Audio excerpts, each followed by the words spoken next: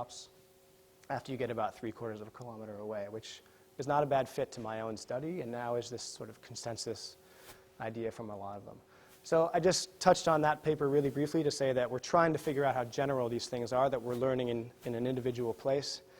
And we're finding that some things are actually quite general. So it's kind of emboldened us to think about this second thing I wanted to tell you about, and that's a general model of how pollination services are delivered on agricultural landscapes. Okay, so that was the first one. Now onto this general model, as I said. So why do this? Yeah, so one is to test whether we have this general understanding or not. Is the stuff we're learning with coffee in Costa Rica and watermelon in California generalizable? And a way to do that is to force yourself to sort of write it down as a model and then test it against new situations.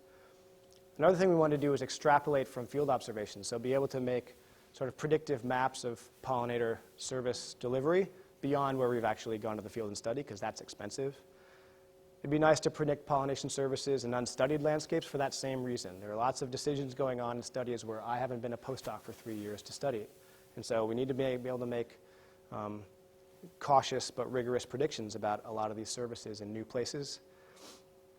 And I think once you have this model, you can play with scenarios of land use change, kind of like I did in that experimental case, to ask about changes in policies and climates and market forces to see what the consequences of an ecosystem service would be. So again, these are all general reasons I'm going to attack it through pollination itself.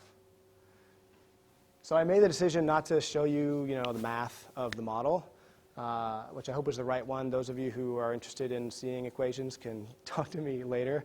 But I instead tried to just distill it into kind of an intuitive version of what this model's doing. So back to this